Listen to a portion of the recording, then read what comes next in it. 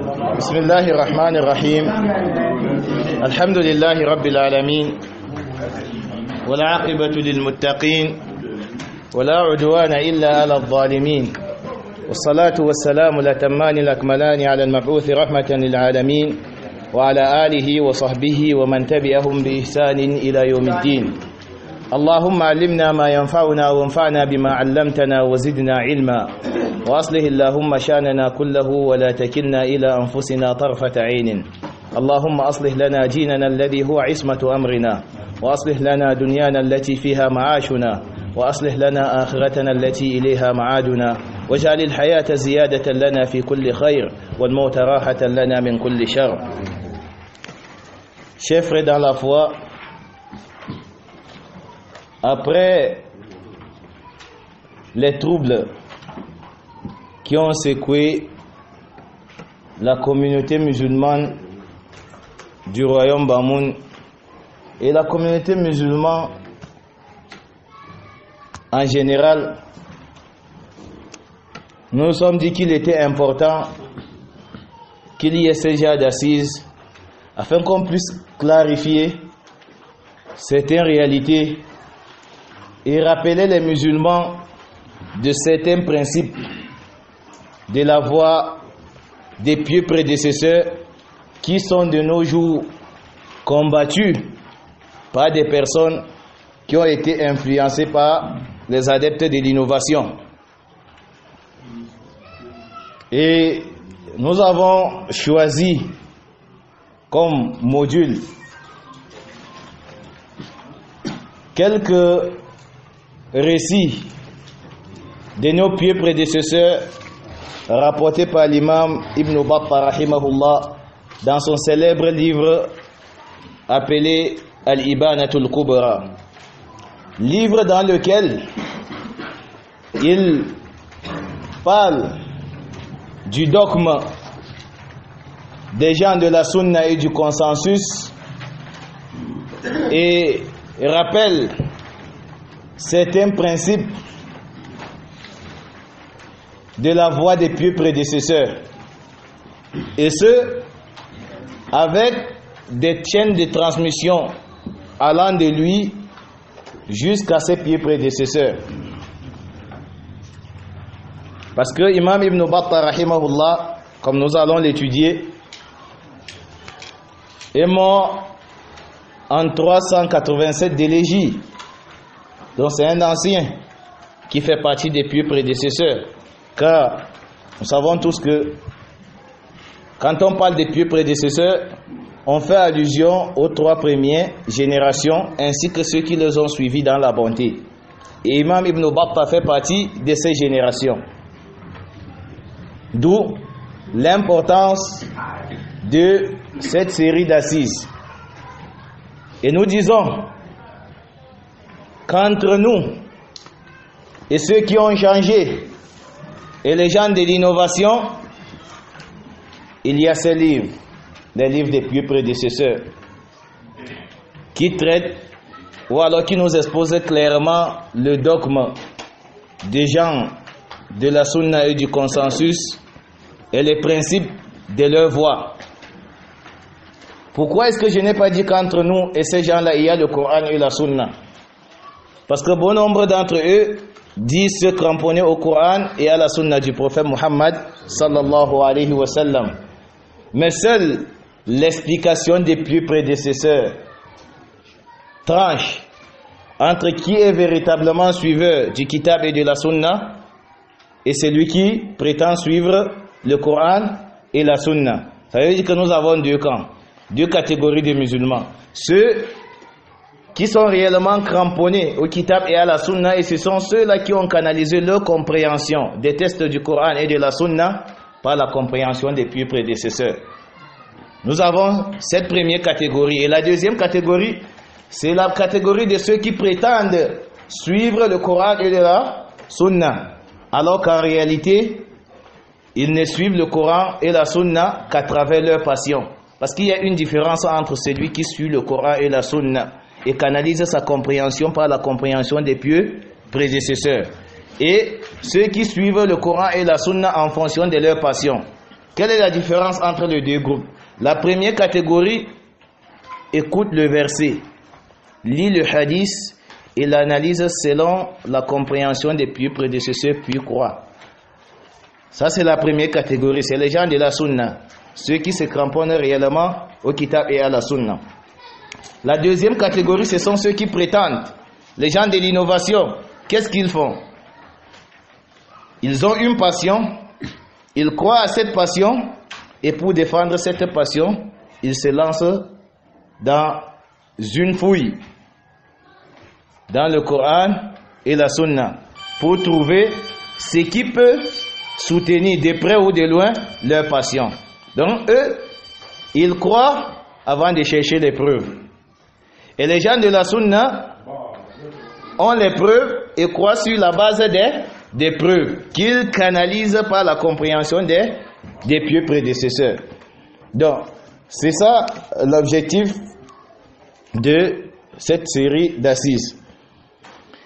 Et avant de commencer à lire les textes que nous avons choisis, du chapitre que nous avons choisi, il est important de rappeler qui est Ibn Battah rahimahullah, l'auteur du livre que nous allons lire. Et comme vous avez pu le constater sur la couverture, ce n'est pas le livre en entier, mais c'est des textes que nous avons choisis.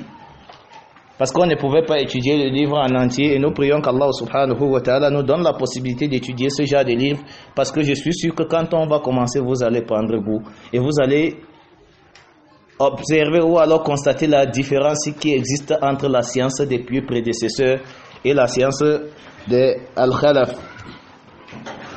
Donc il est marqué ici, principe relatif aux causes menant à la sortie d'un individu de la sunna vers la bida, tiré du célèbre ouvrage connu sous le nom Al-Ibanatul Kubra. Donc ces récits ont été tirés de ce livre qui est Al-Ibanatul Kubra. Et comme nous avons dit, avant de parler du dit récit, il est important qu'on parle brièvement de l'auteur. Et ce, parce que c'est un principe dans la voie des gens de la sunna. Parce que les gens de la sunna ne prennent pas la science de n'importe qui. Ils ne prennent la science que d'une personne qui islamiquement on se doit de prendre et d'accepter. Parce que islamiquement, on ne prend pas la science de n'importe qui. Ça fait partie des principes des gens de la sunna. C'est pour ça que Imam Ibn Sirin, rahimahullah, dans l'introduction de Sahih Muslim, il dit comme Imam Muslim l'a rapporté de lui, Inna hadha al-ilma dinun, fanduru amman ta'khuzuna dinakum. Wa fi riwaya, kana an-nasu la yas'aluna anil isnad, falamma waqa'atil fitna. قالوا سموا لنا رجالكم فينظر إلى أهل السنة فيؤخذ منهم وينظر إلى أهل البدع فلا يلتفت إليهم. Dans ce récit, Imam Ibn Sirin, qui était un tabi'in, un élève des compagnons du prophète Muhammad sallallahu alayhi wa sallam, dit: certes, cette science représente votre religion. Regardez donc de qui vous la prenez. Cela était devenu un principe, c'est les gens de la sunna à l'époque. Les pieux prédécesseurs, ils ne prenaient la science, ils ne prenaient pas la science de n'importe qui. Et dans une autre version, il dit, à l'époque, c'est-à-dire, parce que quand il parle de l'époque, c'est l'époque des compagnons. Non? Il dit, à l'époque, les gens ne posaient pas de questions au sujet de la chaîne de transmission. Vous savez pourquoi? Qui étaient les transmetteurs à l'époque des compagnons? C'était les compagnons du prophète Muhammad sallallahu alayhi wa sallam. Et ce sont tous des personnes qui ont été accrédités par Allah subhanahu wa ta'ala. Ce sont tous des véridiques. Donc il n'y avait pas lieu de s'inquiéter. Lorsque la communauté musulmane a été frappée par le trouble, que chacun a commencé à se prononcer dans la religion d'Allah subhanahu wa ta'ala en fonction de ses passions, alors qu'est-ce que les pieux prédécesseurs se sont dit? Quelle est la base qu'ils ont établie pour éviter que cette religion soit entachée? Ils ont dit, Sammu lana rijalakum, précisez-nous qui sont vos hommes, qui sont les hommes de science. À partir de ce moment, il fallait connaître, et il fallait qu'une personne soit une personne de science, qu'il soit connu pour avoir étudié, pour qu'on puisse accepter de lui. C'est pour ça que depuis la nuit du temps, les gens de la sunna ont l'habitude, avant d'étudier un ouvrage, de rappeler la place de l'auteur, afin que ceux qui étudient se rassurent que cet auteur en réalité fait partie de qui on doit prendre. Allez, c'est kadalik. Donc, c'est pour ça que nous devons de parler brièvement de cet auteur. Et pour parler de cet auteur, nous allons revenir à sa biographie qui a été écrite par l'un des biographes de l'islam connu qui est Imam al-Zahabi rahimahullah.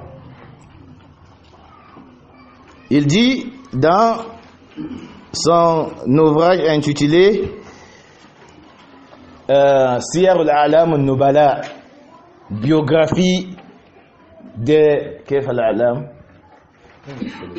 Non, donc il fait allusion aux savants. Non, les savants connus. Non, qui représentent des symboles. C'est ça le titre du livre. Il dit biographie des savants qui en réalité représentent des symboles. Non, des icônes de la connaissance, masha'Allah. Et dans ce livre, il a parlé de Imam Ibn Battah, l'auteur de ce livre. Écoutez ce qu'il dit. Qala huwa al-imam al-qudwa al-abid al-faqih al-muhaddith shaykh al-Iraq Abu Abdullah Ubaydillah ibn Muhammad ibn Hamdan al-Akbari al-Hanbali ibn Battah مصنف كتاب الإبانة الكبرى مصنف كتاب الإبانة الكبرى. Il dit c'est l'imam al-Qudwa, c'est l'imam et le guide. Quand on parle de Qudwa, c'est quelqu'un qu'on peut suivre, qui est un exemple. Et à l'époque, les anciens n'indiquaient quelqu'un ou alors ne qualifiaient une personne par ce qualificatif que lorsqu'il était connu pour son suivisme de la sunna du prophète Muhammad sallallahu alayhi wa sallam et son cramponnement à celui d'un imam dans la communauté du prophète Muhammad sallallahu alayhi wa sallam, il faut automatiquement suivre le premier imam qui est le prophète Muhammad sallallahu alayhi wa sallam ainsi que ses pieux prédécesseurs. Donc, celui qui suit le prophète Muhammad sallallahu alayhi wa sallam comme il se doit, automatiquement devient un autre imam. C'est-à-dire un autre exemple qu'on peut suivre dans le suivisme du prophète Muhammad sallallahu alayhi wa sallam. Donc Imam Zahabi l'a qualifié comme étant l'imam, al-Qudwa, l'exemple, al-Abid, al-Faqih al-Muhaddith, l'adorateur, al-Faqih, le savant, al-Muhaddith, le savant du hadith. Il est Abid, il est savant. Dans le domaine de fiqh, il est versé dans ce domaine. Al-Muhaddith, il est un savant du hadith également. Parmi les leçons que nous pouvons tirer dans cette biographie, c'est que c'était un vrai savant au sens même du terme islamiquement. Parce que le savant islamiquement, c'est celui qui met en pratique ce qu'il a appris. Et dans la biographie de Imam Ibn Battah, Al-Zahabi nous fait comprendre que c'était un savant, un exemple, un adorateur. Il était connu pour son adoration. Il est même dit qu'on ne l'avait jamais vu au marché. Et qu'on ne l'avait jamais vu sans qu'il ne soit en train de jeûner. On ne l'avait jamais aperçu en train de manger parce qu'il jeûnait tout le temps. Ça veut dire que le jeûne qu'il avait adopté, c'était le jeûne de Daoud. Parce que c'est le meilleur jeûne. Naam. Et on ne l'avait jamais vu dans le marché. Vous savez pourquoi? Parce que ce n'étaient pas des gens comme nous. C'était des personnes qui vivaient pour Allah subhanahu wa ta'ala, qui n'avaient qu'un seul but: accéder à l'agrément d'Allah subhanahu wa ta'ala et échapper au châtiment d'Allah subhanahu wa ta'ala. Or, le marché, comme le prophète sallam a dit, fait partie des endroits les plus détestés auprès d'Allah subhanahu wa ta'ala. Abradul biladi ila Allah aswaquha. Les endroits les plus détestés par Allah subhanahu wa ta'ala, ce sont les marchés. Et c'est pour ça que le musulman se doit d'éviter le marché et de ne entrer au marché qu'en cas de besoin. Parce que c'est là où le mal se répand. C'est là où le mal se construit. C'est pour ça qu'il faut éviter ce genre d'endroit. Et à la kulli hal, c'était pour parler de la place de Imam Ibn Battah. Donc ça veut dire que c'était un savant qui avait joué entre la science et la mise en pratique. Il dit Cheikh al-Iraq, c'était le savant de l'Irak. Abu Abdullah Ubaydillah ibn Muhammad ibn Hamdan al-Akbari. Ça c'est son nom. Qala Musannifu Kitab al-Ibanatul Kubra.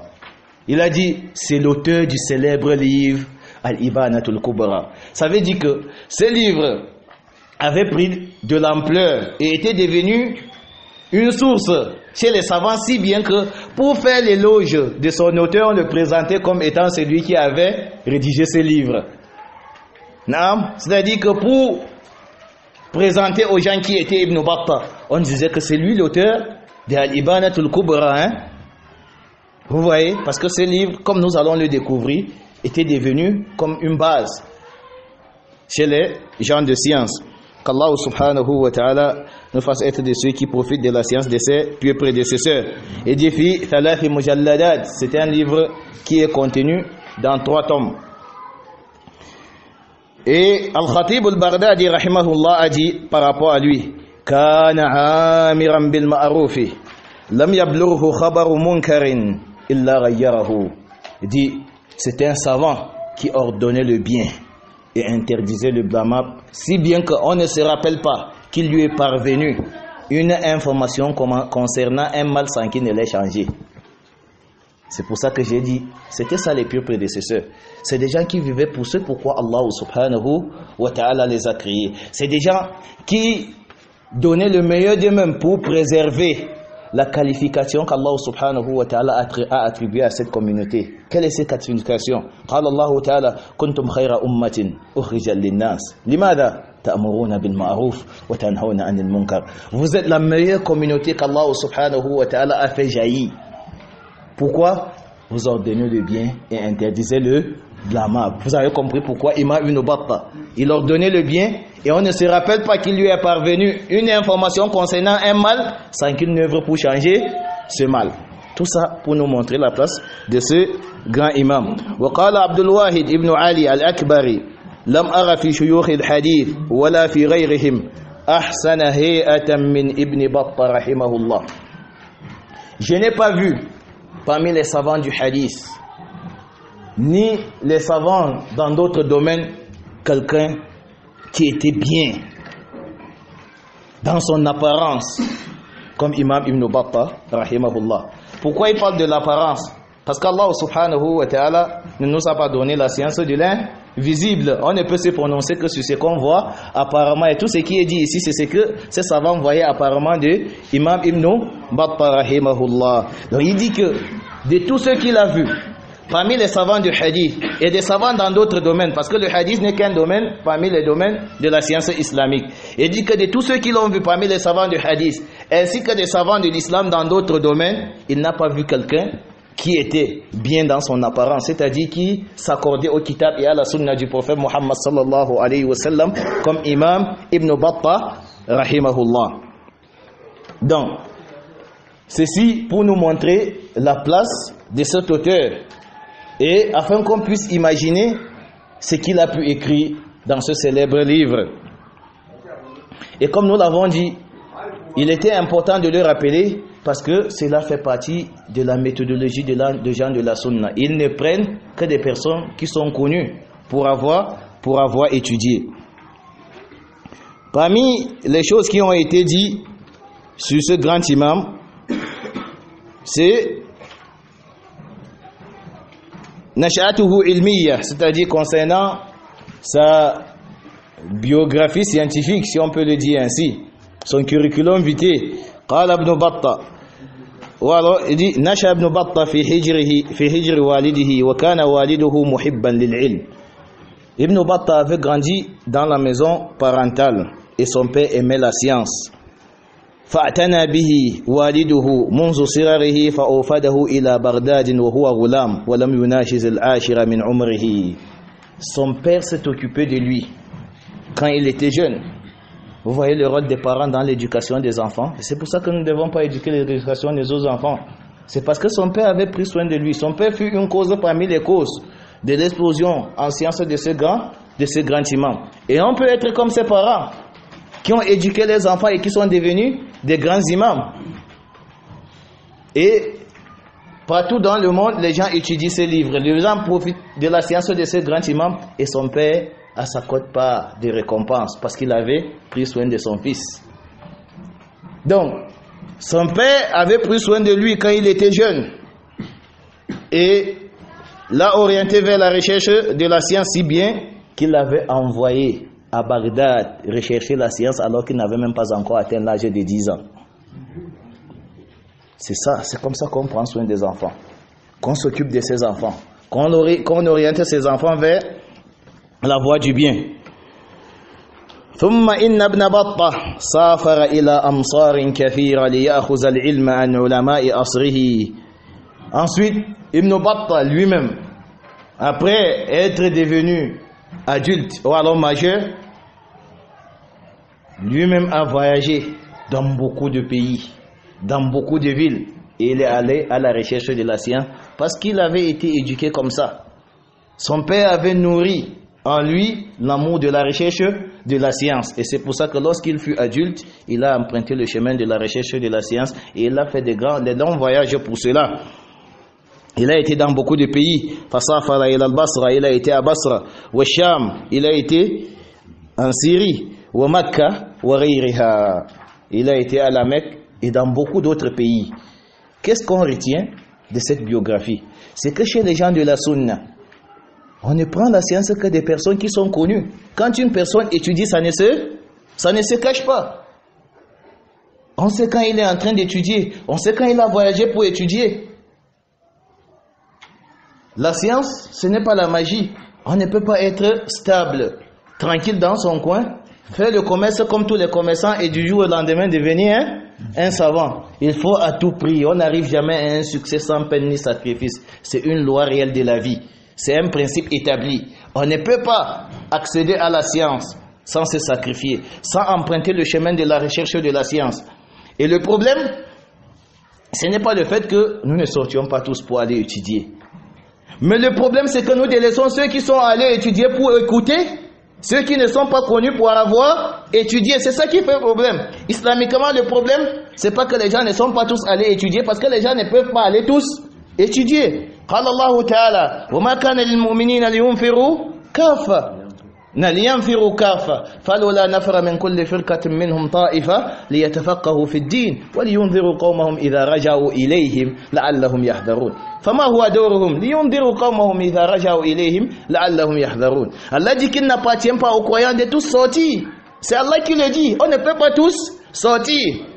Mais seulement si un groupe de personnes sortez, allez à la quête du savoir, puis revenez vers le peuple les avertir, afin que ces gens-là se préservent.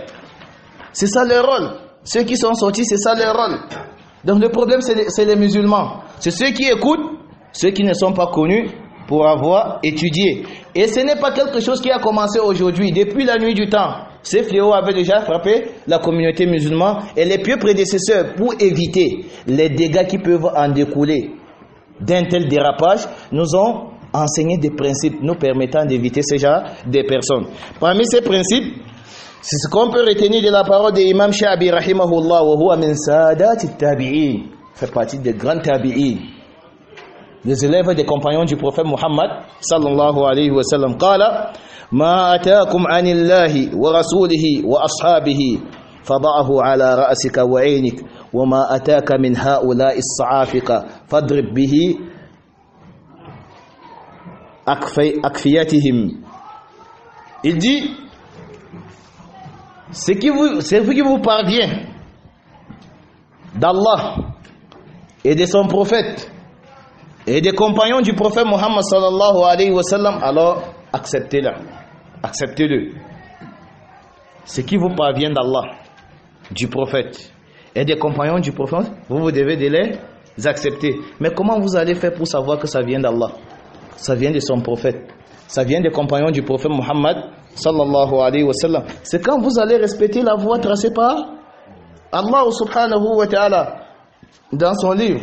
C'est quand vous allez demander aux hommes de science, ceux-là qui sont connus pour avoir étudié. قال الله تعالى فاسألوا أهل الذكر إن كنتم لا تعلمون. Interrogez les hommes de science si vous ne savez pas. Ce ne sont que les hommes de science, ceux qui sont connus pour avoir étudié, qui doivent être interrogés en islam. C'est ça la voie tracée par le prophète Mohammed sallallahu alayhi wa sallam est celle suivie par les pieux prédécesseurs. Il dit ce qui vous vient d'Allah, de son prophète et de ses compagnons, alors mettez-le là, sur la tête et aux yeux. C'est-à-dire prenez, acceptez-le. وَمَا جَاءَكُمْ أَنْ هَؤُلَاءِ السَّعَافِقَ. Quant à ce qui vous parvient de ces sa'afiqa. Savez-vous qui sont les sa'afiqa? Cheikh Abdurrazzaq Ibn Abdul Muhsin al-Badr hafidahullah, en expliquant ce récit, il a dit الصعافقة الذين يدخلون السوق بلا رأس مال فإذا اشترى التجار شيئا دخلوا معهم أراد بأن هؤلاء بمنزلة التجار الذين ليس لهم رأس مال. Il dit الصعافقة, c'est un groupe de personnes qui se retrouvent au marché mais qui n'ont pas de capital. Et lorsque les vrais commerçants qui ont le capital arrivent au marché et se lancent dans le marché, ils entrent avec eux dans le marché. Ce sont ces personnes-là qui gardent le marché. Parce qu'ils n'ont pas de capital. Ils vont aller acheter quelque chose à crédit parce qu'ils n'ont pas l'argent. Et parfois, parce qu'ils achètent à crédit, ils vont être obligés de le prendre à un prix élevé. Et pour aller revendre, comme ils doivent rembourser la dette et avoir le bénéfice, ils vont hausser les prix. Vous voyez comment ils gardent le marché? Ce sont eux qui élèvent le prix au marché et ce sont eux qui gâtent le marché. Ça, ce sont des sa'afiqa. Al-Sha'bi, il a qualifié un certain groupe de personnes qui existent dans le rang des gens de sciences comme des sa'afiqa. Ils sont exactement comme les autres. Ce sont des personnes qui ne sont pas allées étudier, qui ne veulent pas aller étudier, mais qui prennent le devant de la scène, qui veulent faire la da'wa et délivrer les fatawa eux aussi, alors qu'ils ne sont pas connus pour avoir étudié. Qu'est-ce qui peut bien en découler des actes de ces derniers? Pour comprendre, il faut revenir au récit de Imam Malik qui rapporte d'un de ses enseignants, Anna Rabi'at ibn Abi Abdirrahman dakhala ala rajul fawajatahu yabki fasa'alahu فارتاء لبكائه فقال أدخلت بك مصيبة؟ قال لا ولكن استفتي من لا علم له فظهر في الإسلام أمر عظيم إن أكثر من يفتي ها هنا وها هناك أحق بالسجن من السراق. الله أكبر. Il dit, Imam Rabi'a ibn Abi Abdirrahman, qui était l'un des enseignants de Imam Malik, il dit qu'un homme était rentré chez lui, il l'a trouvé en train de pleurer. Il lui a demandé, qu'est-ce qui te fait pleurer? Ses pleurs se sont augmentés. Il lui a dit, Adakhalat bika musiba, une calamité t'a-t-elle frappé? Il a dit non. Ce n'est pas la calamité auquel tu fais allusion, parce qu'ici il faisait allusion à la mort. As-tu perdu l'un de tes membres proches, l'un de tes bien-aimés? Il a dit non. Voilà, mais le problème, c'est qu'il me fait pleurer en chaud de larmes. On a interrogé quelqu'un qui n'a pas de science en islam. C'est la chose qui l'a fait pleurer. On a interrogé quelqu'un qui n'a pas de science en islam, qui n'est pas connu pour avoir étudié. C'était quoi la conséquence? Quelque chose d'étrange se produit en islam. Quelque chose d'étrange se produit en islam. Parce que ce ne sont pas des personnes qui ont bâti leur fatawa, leurs agissements, leurs propos sur la science.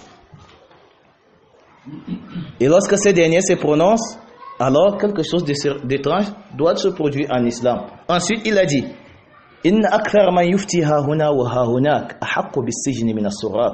la grande majorité de ceux qui délivrent les fatawa là dehors, par-ci par-là, méritent la prison que les voleurs. Ils méritent la prison que les voleurs. Vous savez pourquoi? Parce que la pire des choses qu'un voleur puisse te faire, c'est te tuer.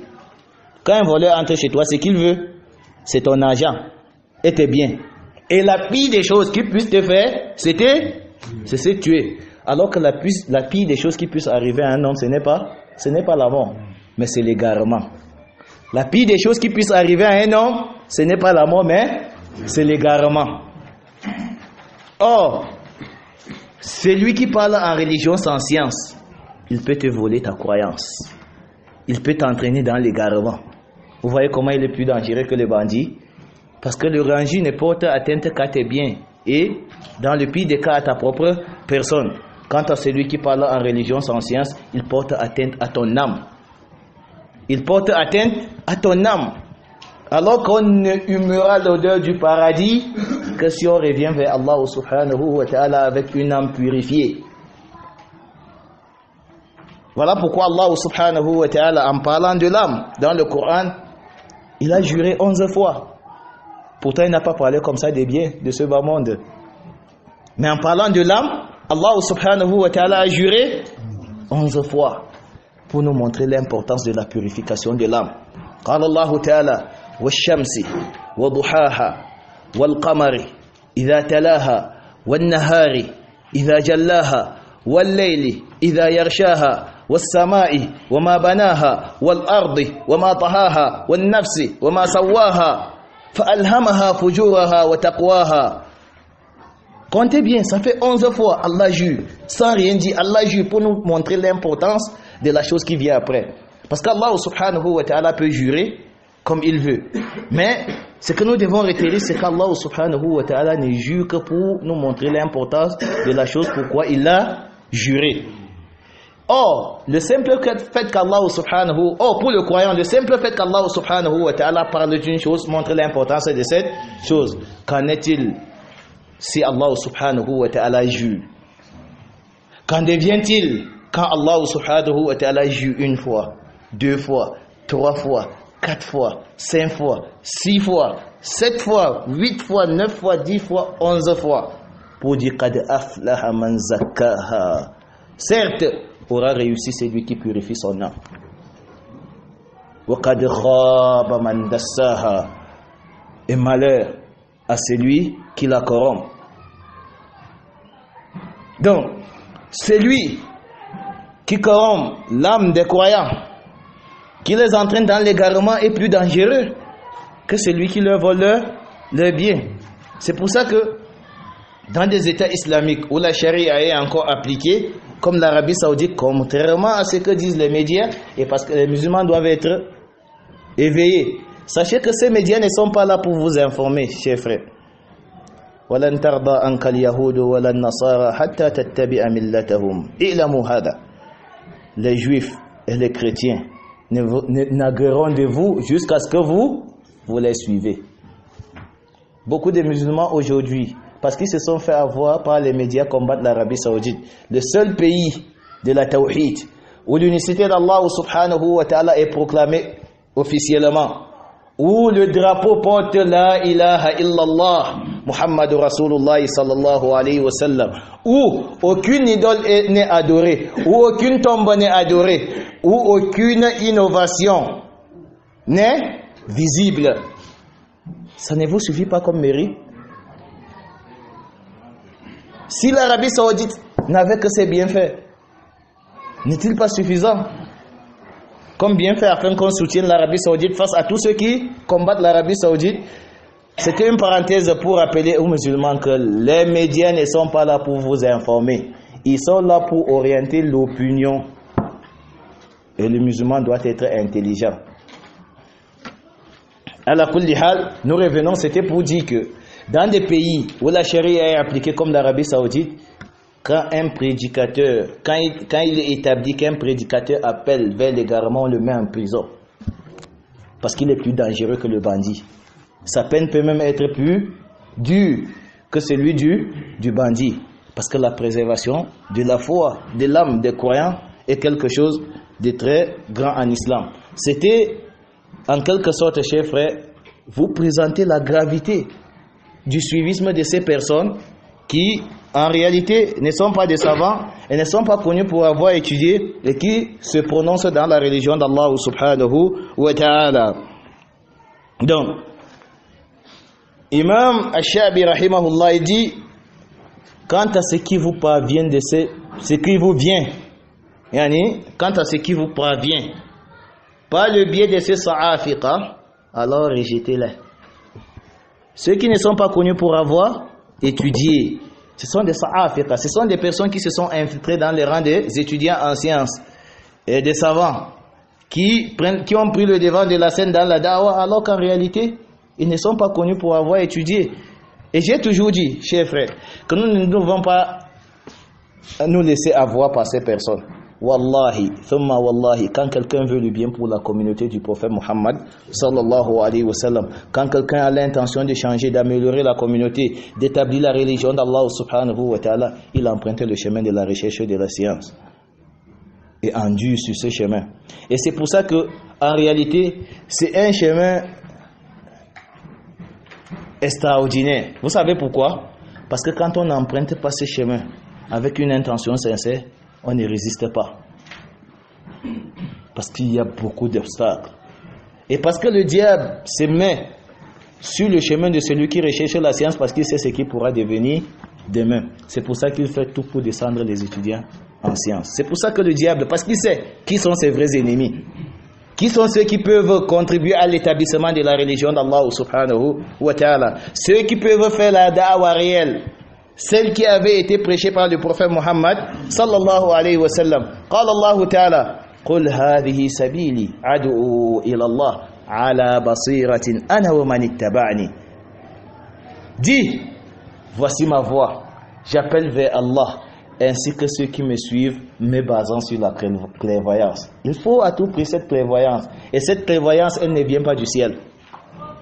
Je veux dire qu'on ne se réveille pas un matin ayant reçu cette clairvoyance. Parce que s'il en était ainsi, le prophète Muhammad sallallahu alayhi wa sallam n'aurait pas reçu la révélation par le biais d'un ange qui l'enseignait. Il se serait réveillé un matin étant plein de révélations. Il allait commencer à transmettre cette révélation. Mais Allah subhanahu wa ta'ala, pour nous faire comprendre l'importance de la chaîne de transmission dans l'acquisition de l'islam, il a choisi pour le prophète Muhammad sallallahu alayhi wa sallam un enseignant qui lui a enseigné. Qala Allah ta'ala, allamahu shadidul quwa. Celui qui l'a enseigné était fort dans son domaine. Jibril alayhi salam, donc c'était l'enseignant du prophète Muhammad sallallahu alayhi wa sallam. Quel est le premier verset du Coran qui fut révélé? Iqra. Iqra. Le prophète sallallahu alayhi wa sallam lui-même est passé par Iqra. Lis. C'est lui qui dit à quelqu'un lis est son enseignant et c'est lui qui lit est son élève. Et Allah subhanahu wa ta'ala, pour nous faire comprendre, comme je vous ai dit, l'importance de la chaîne de transmission, lui-même nous a parlé de Jibril. Il nous a présenté l'enseignant du prophète Muhammad sallallahu alayhi wa sallam et nous a parlé de ses attributs pour qu'on sache qu'on ne doit pas accepter de n'importe qui. Qala nazala bihi ar-ruhul amin ala qalbika litakuna min al-mundirin. Nazala bihi ar-ruhul amin. C'est une âme digne de confiance qui est descendue avec la révélation. Dans cette science, on ne l'apprend que des personnes dignes de confiance qui sont connues pour avoir étudié. C'est ça la réalité. Et les musulmans ont atteint ce degré, sont plongés dans ce fléau parce que nous avons délaissé ces principes. La vérification des sources, de ceux de qui nous prenons. Le fait de se rassurer que celui qui parle, que celui qui a pris le devant de la scène fait partie de ceux qui se doivent de se prononcer en islam. Qu'Allah subhanahu wa ta'ala nous en préserve. Donc, Imam Shabi rahimahullah nous a mis en garde contre ces sa'afiqa. ثم قال الشيخ عبد الرزاق وهؤلاء مثل هؤلاء لأنهم يدخلون أنفسهم في أمور الدين العظام. Il dit que ces personnes qui ne sont pas connues pour avoir étudié, qui ont infiltré le rang des étudiants et des savants, sont comparables aux sa'afiqa qui entrent dans le marché et infiltrent le rang des commerçants alors qu'ils n'ont pas de capital. Alors qu'ils n'ont rien appris des textes de la charia. Ils n'ont rien appris. Les textes de la charia ne se reçoivent pas dans le songe. On les apprend, on les étudie au pied de ceux qui sont connus pour avoir étudié, ainsi de suite. L'islam, c'est une chaîne de transmission.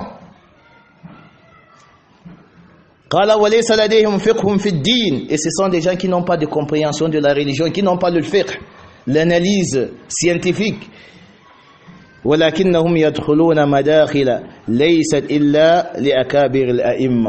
Mais cependant, tu les vois s'introduire ou alors se prononcer dans des questions qui en réalité Ce ne sont que des grands et imams qui se doivent de se prononcer dans ces questions. Qu'Allah subhanahu wa ta'ala nous en préserve. Et pour nous citer un exemple, à l'époque, ça fait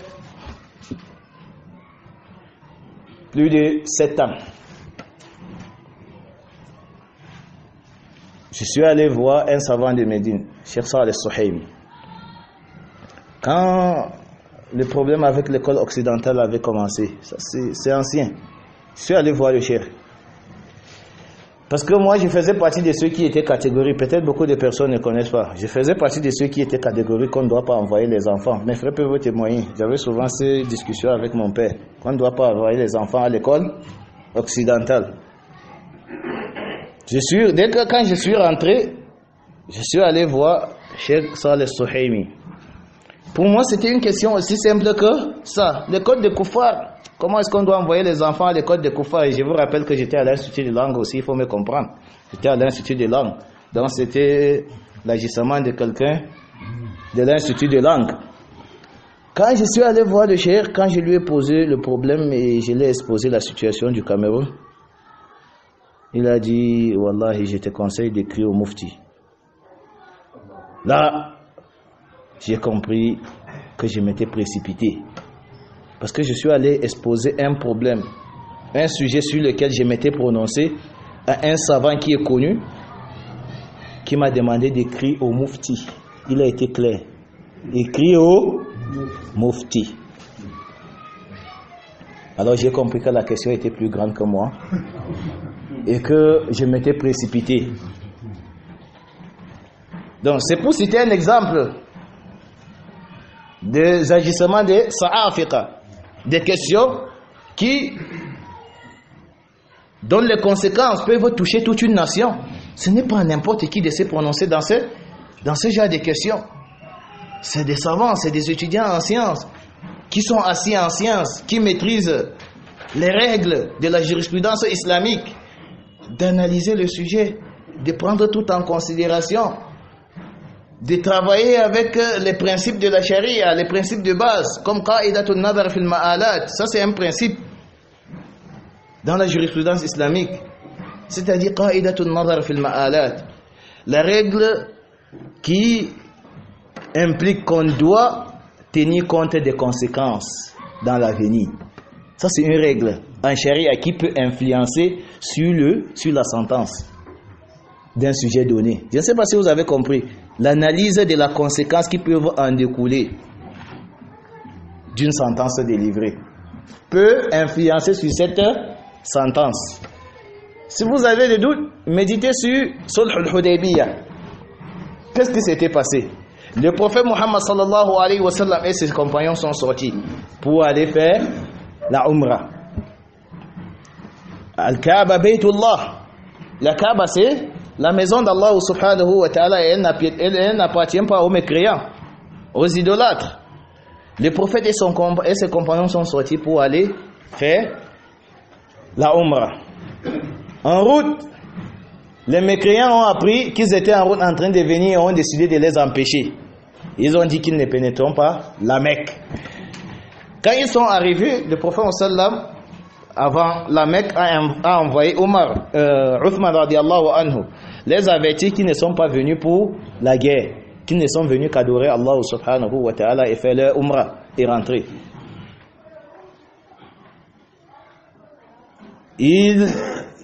Quand ils sont arrivés, ils ont reçu Uthman, ils ont posé des conditions et finalement, il fallait qu'ils font un pacte. À l'époque, le prophète Muhammad sallallahu alayhi wa sallam avec cette poignée, ou alors ce poignée de compagnons était faible et ne pouvait pas faire le poids face aux mécréants. Et pour t'attaquer aux mécréants, il faut quand même s'apprêter, il faut être prêt, se préparer. Ce n'est pas un jeu. La jihad, ce n'est pas un jeu. Il faut se préparer. Taïb. Ils ont décidé, le prophète sallam a décidé de fixer un pacte avec les mécréants. Parmi les clauses de ce pacte, déjà le pacte c'était l'injustice totale. Ils ont dit au prophète sallam que bon, la première condition c'est que vous ne faites pas la Umrah cette année. Est-ce qu'ils ont le droit d'empêcher quelqu'un de faire la Umrah?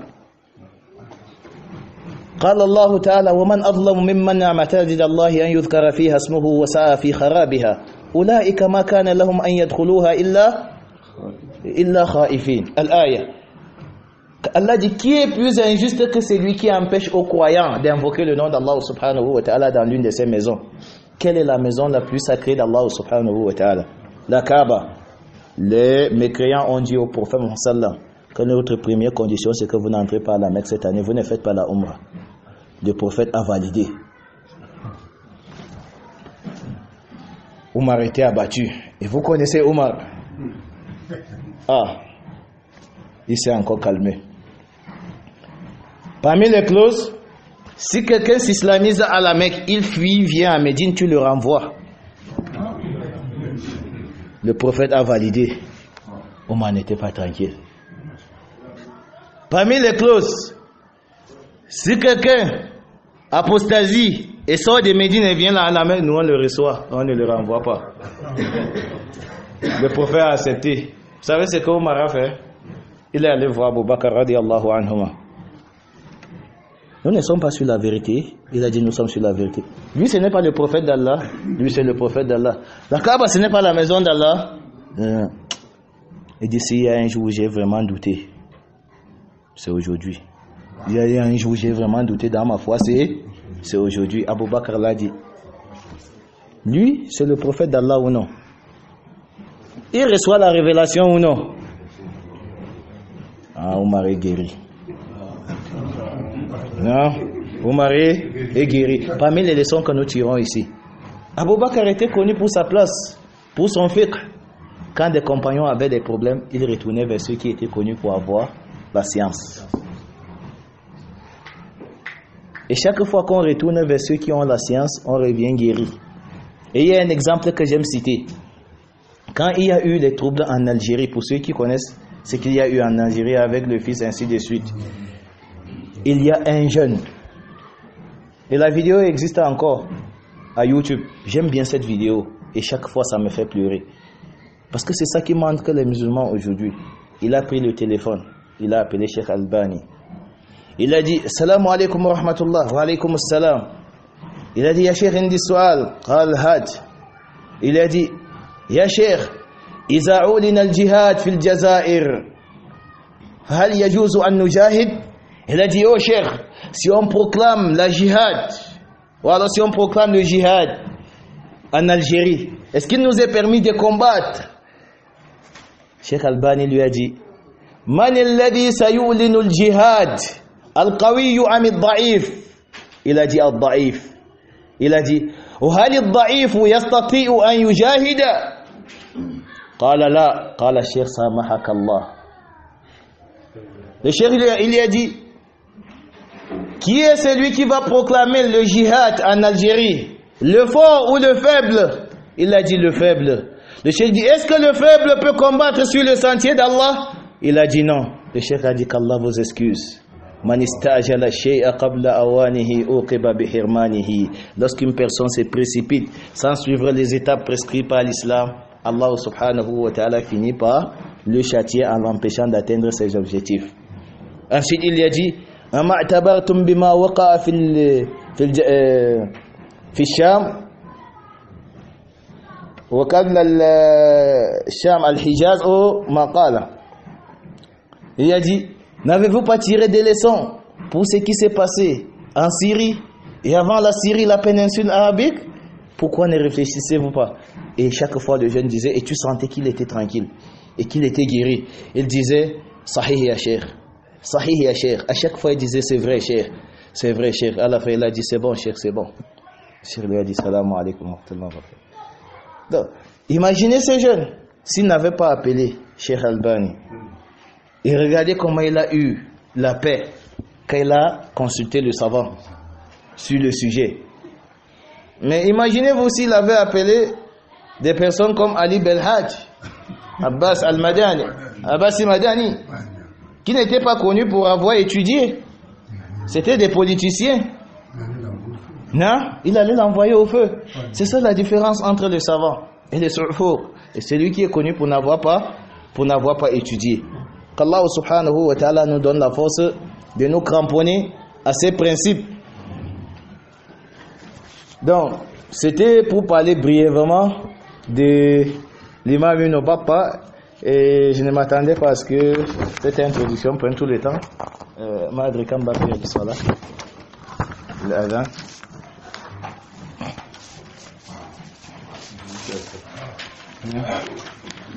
Nous avons encore du temps. Oui.